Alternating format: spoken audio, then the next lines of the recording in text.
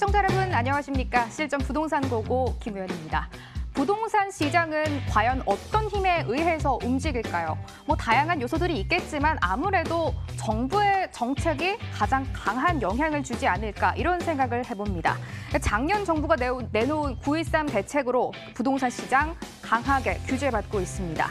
시장 가격이 하향세를 보이고 있다곤 하지만 9.13 대책으로 실수요자마저 꽁꽁 얼게 만든 건 아닐까 퀘스천 마크가 붙는 시점입니다. 부동산 시장 정책으로 움직이는 만큼 계속해서 따라가고 그 흐름을 놓치시면 안 되겠습니다. 저희가 그 길 안내해드리죠. 바로 출발합니다.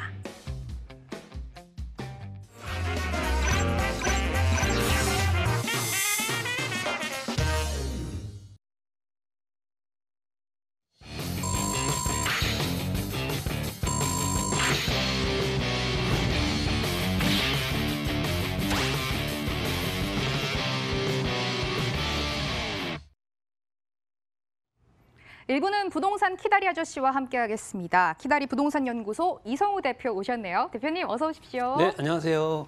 반갑습니다.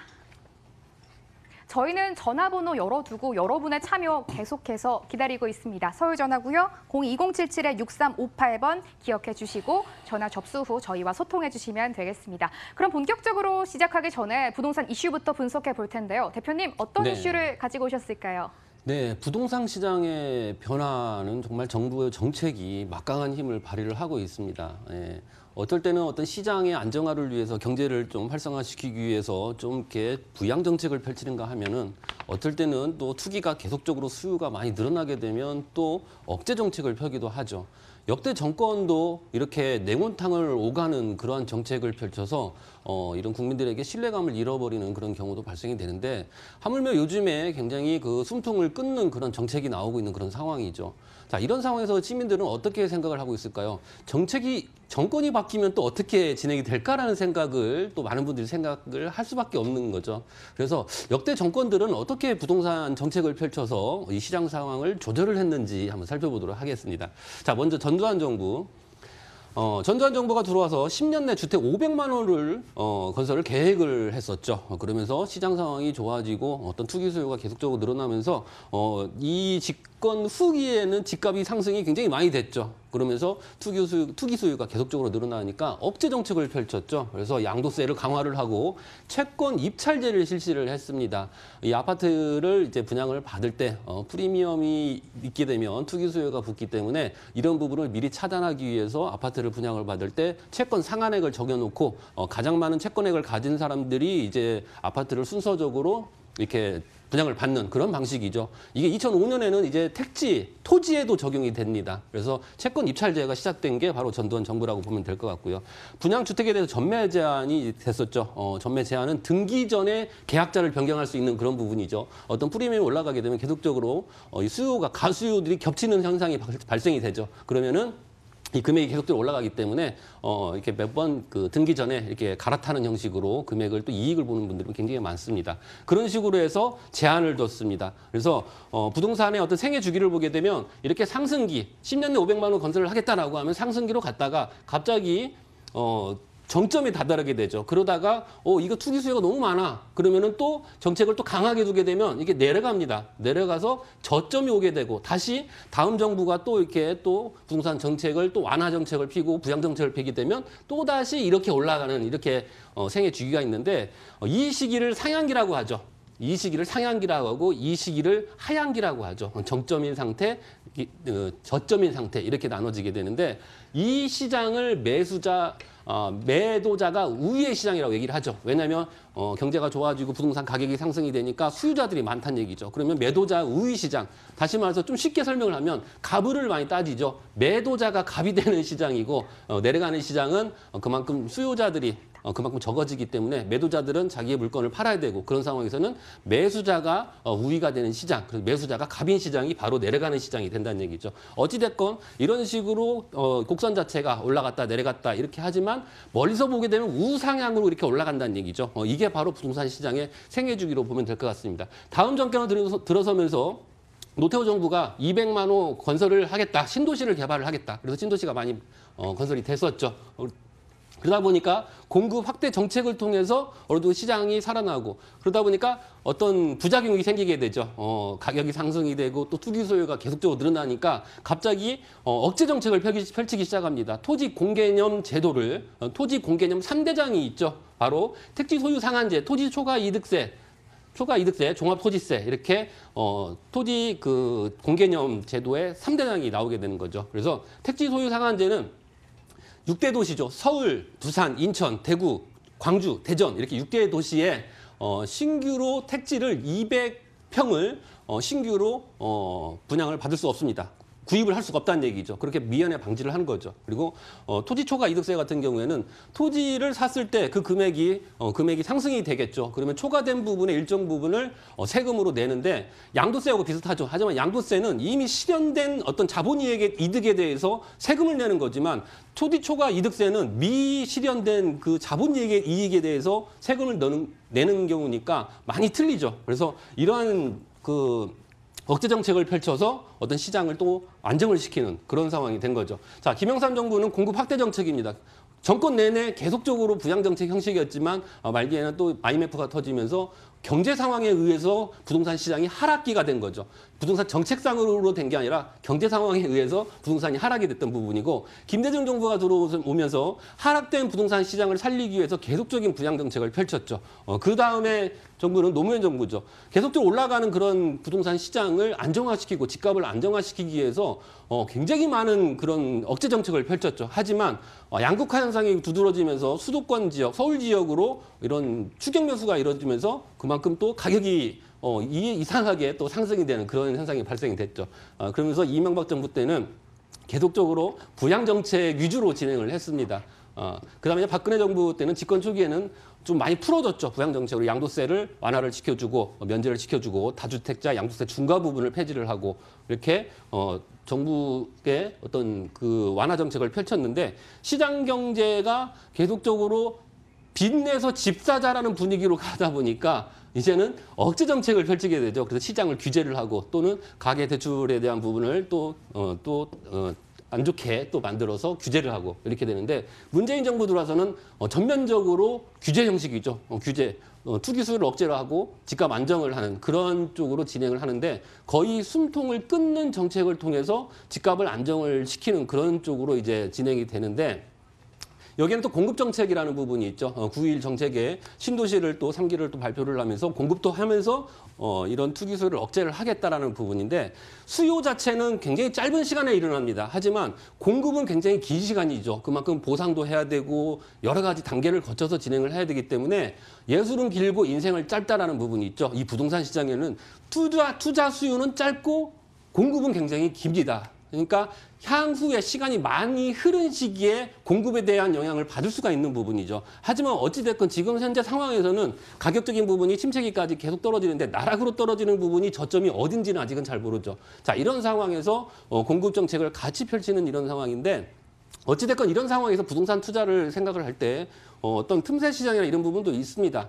전면적으로 보류를 할 상황이 아니고 좀 더 면밀하게 좀 검토를 해서 어떤 시장의 어떤 변화나 이런 부분을 예측을 하고 아파트 위주로 지금 주택의 어떤 안정화가 이루어진다라고 하면 그 밖에 토지나 어떤 빌라 시장 많이 이쪽으로 치우치는 현상들이 벌어지기 때문에 이 틈새 시장을 활용을 해서 투자를 해보는 방법도 괜찮을 것 같습니다.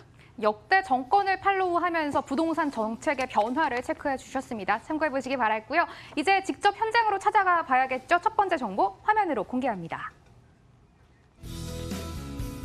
서울시 강남구 역삼동 다세대 주택입니다. 2호선 분당선 선문역 도보 7분 거리 2018년 3월 준공됐고요. 5층 건물 내 5층, 방 2개, 거실, 주방, 욕실 구조입니다. 매매 금액 3억 3,500만 원, 임대가 확정됐습니다. 전세 보증금 3억 원 활용 시 실제 투자 금액 3,500만 원 전망되네요. 주목해 주시죠. 강남권 정보입니다. 대표님, 바로 네. 분석 들어가 볼까요? 네, 강남의 어떤 한복판이라고 볼 수가 있습니다. 요즘에 강남에서 가장 두드러지게 많은 분들이 인정을 하는 인기 투자 지역 하면은 바로 삼성동이겠죠. 그만큼 삼성동 지역은 꾸준하게 그 금액을 지켜오고 그리고 호황기가 들어섰을 때 가격 상승 그런 곡선 자체가 굉장히 가파르게 상승이 되는 지역이라고 다들 알고 있고요. 강남 불패의 신화 바로 강남입니다. 위치는요, 삼성역 전역이라고 보시면 될 것 같은데 2호선입니다. 그만큼 인기 노선이죠. 많은 분들이 이용을 하고, 그리고 직장인들을 많이 실어 나르는 지하철인데, 삼성역이 국제기록 복합지구에 굉장히 많은 사람들이 출퇴근하는 출퇴근역이라고 한다라고 하면 바로 전정거장이기 때문에 그만큼 이런 임차 수요들, 젊은 층들이 많이 이 상주를 하는 이 강남권에 젊은 층들이 입주를 할 수 있는, 또 거주를 할 수 있는 이런 다세대 시장이 몰려 있는 곳이 바로 선릉역입니다. 그만큼 임차 수요가 그만큼 받쳐주면서 공실의 위험이 적다라고 보면 될 것 같아요. 임대 사업을 많이 하시죠. 지금 모르는 부분이 뭐냐면 공실이 있냐 없느냐를 많이 따져야 될 것 같습니다. 공실이 있고 없고는 거기에 근무를 하는 직장인들, 양질의 직장인이 많은 그런 쪽으로 선택을 해야겠죠. 영세업자가 많은 직장인보다 어떤 대기업이 몰려 있고 어떤 본사 차원에서 근무를 하는 분들이 많은 쪽으로 진행을 해야지만이 임대 사업에서 실패를 볼 수가 없죠. 그래서 이 지역은 대기업들이 많이 몰려 있고 또 현대자동차가 또 이쪽으로 본사를 옮기기 때문에 수많은 직장인들로 인해서 임차 수요가 풍부한 지역이다라고 보면 될 것 같고요. 테헤란로 업무 밀집 지역이 있죠. 보건사로 업무 밀집 지역. 이렇게 많은 직장인들이 있는 곳에 중간 정도에 위치해 있는데 선릉역하고 조금 더 가깝습니다. 거기에 또 상록회관 상권이 있는데 상권도 가까이 있기 때문에 어떤 편의시설이나 이런 부분이 잘 갖춰져 있고 뭐 이런 음식이나 그다음에 먹거리, 그다음에 볼거리 이런 부분도 잘 갖춰진 곳이라고 보시면 될 것 같습니다. 자, 현대자동차 GBC 지금 많이 부각이 되고 있죠. 왜냐하면 올해 안에 착공이 들어가기 때문에 그렇습니다. 현대자동차 GBC를 통해서 많은 직장인 인구들이 늘어날 것이고, 그리고 그 옆에 영동대로 지하 사업을 통해서 교통이 굉장히 편리해지고, 그리고 광역급의 교통 허브가 탄생이 되는데, 여기에서 지금 들어오는 지하철이나 이런 부분도 있지만 그 수도권 광역철도 이 부분이 굉장히 중요하죠. 이것은 광역급에서 경기도권에서 서울 중심부까지 얼마나 빨리 오느냐가 중요한 부분인데, 그만큼 빨리 올 수 있는 그런 철로가 놓인다라는 부분입니다. 그러면 일일 생활권이 아니라 진짜 1시간 생활권이 된다는 얘기죠. 오고 가며 이런 굉장히 빠른 시간에 올 수 있기 때문에 이쪽 상권이 확대가 된다는 부분을 말씀을 드리고요. GTX A 노선입니다. 일산 쪽이죠. 이쪽에서 삼성역을 거쳐서 그다음에 동산역까지 갈 수 있는 그런 급행철도, 그리고 C노선, GTX C노선, 그리고 신사 유례선, 남부 광역 급행철도, 여러 가지 지하철, 그 철도가 들어옴으로 인해서 이쪽에 교통이 편리해지고, 그리고 수많은 인파들이 몰리고, 그리고 상층부에는 광장이 생기죠. 바로 서울시청 광장의 3배 면적의 넓은 면적의 광장이 또 강남권에 생긴다는 부분이 주목할 만한 그런 곳이다 볼 수 있고요. 또 이 건물 자체가 굉장히 높게 올라가죠. 우리나라의 랜드마크로 형성이 되는데 세계 5위로 굉장히 높은 빌딩으로 진행이 되고, 그리고 영동대로 지하 사업도 올해 안에 착공이 되지 않을까라는 생각을 해보고요. 그리고 교통이 매우 많이 편리해진다는 부분, 그다음 신사 유례선까지 바로 삼성역과 보문사역을 갈 수 있는 그런 신사 유례선도 생기고요. 2018년 3월 준공이 완료가 됐습니다. 5층 건물 내 5층이고요. 방 2개 거실, 주방 욕실로 되어 있는데 실평수 자체가 13평에 가깝습니다. 굉장히 넓은 면적이죠.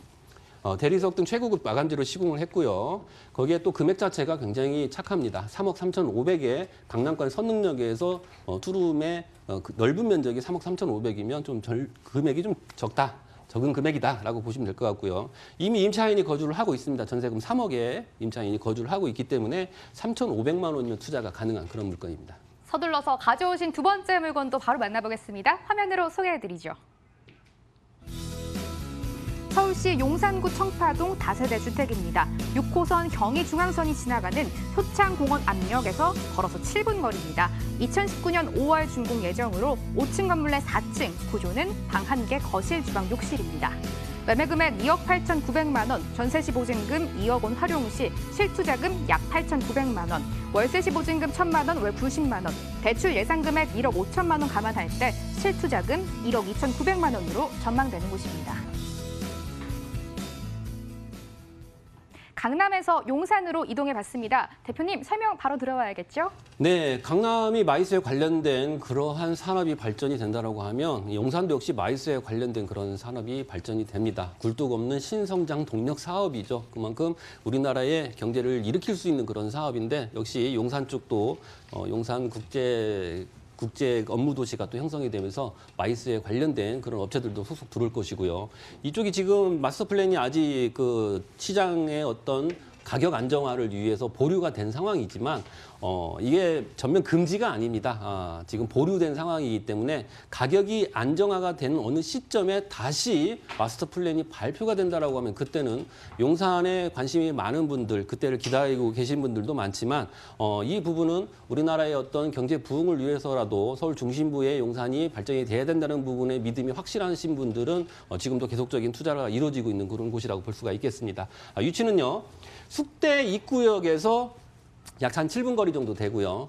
이쪽 지역은 또 숙명여대가 있죠. 숙명여대 여대생들이 굉장히 많은데 지역 자체 임차인 구성을 보게 되면 여대생과 그다음에 직장인들이 어울려져 있는 그러한 임대가 많이 이루어지는 그런 곳이라고 볼 수가 있겠습니다. 거기에 또 효창 공원역까지 가깝기 때문에 그만큼 역세권의 역할을 충분히 하면서 교통이 편리한 그런 장점을 가지고 있는 그러한 물건이고요. 바로 건너편에 보게 되면 서울시에서 가장 넓은 면적의 공원이죠. 용산 민족공원 78만 평이 이제 앞으로 진행이 될 것이고요. 거기에 또 남산도 가깝기 때문에 녹지 공간이 잘 구성이 돼 있다는 부분 말씀을 드리겠습니다.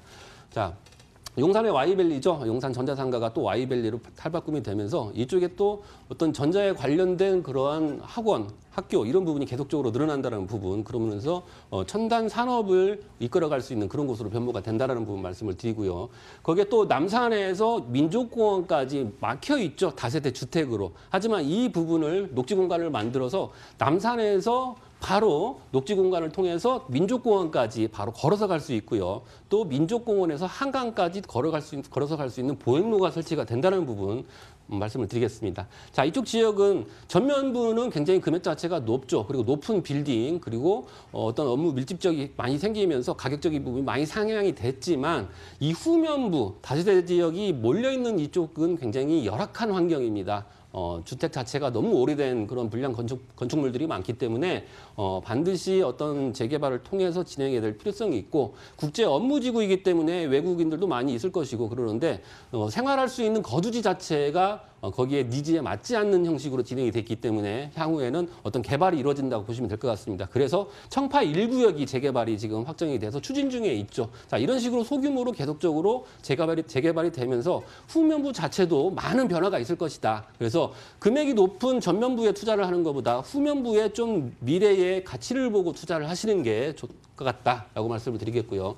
용산 개발 마스터 플랜 중에 용산 국제 업무지구인데 서울시에서 가장 넓은 면적인데 100만 평이 넘는 이 지역을 이런 고층 빌딩으로 만들어서 업무지구를 확충을 하겠다는 부분이고요. 거기다가 또 교통이 매우 좋아지죠.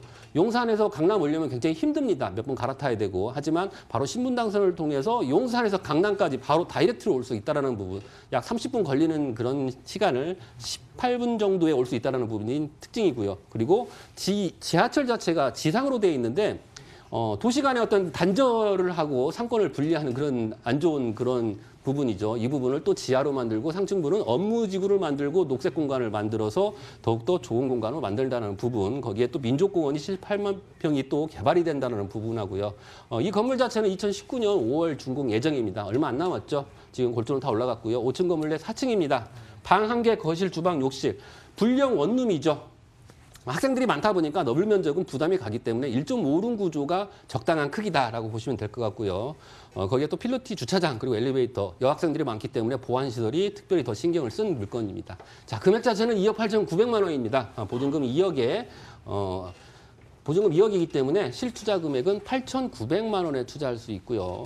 월세로 투자하실 때는 보증금 1,000만 원에 90만 원입니다. 대출을 고려하시고 실투자액 1억 2,900만 원에 투자할 수 있는 상품입니다. 네, 가져오신 두 개 물건 모두 만나봤고요. 일부 함께한 이성우 대표의 무료 세미나 진행되고 있습니다. 화면으로 소개해드리죠.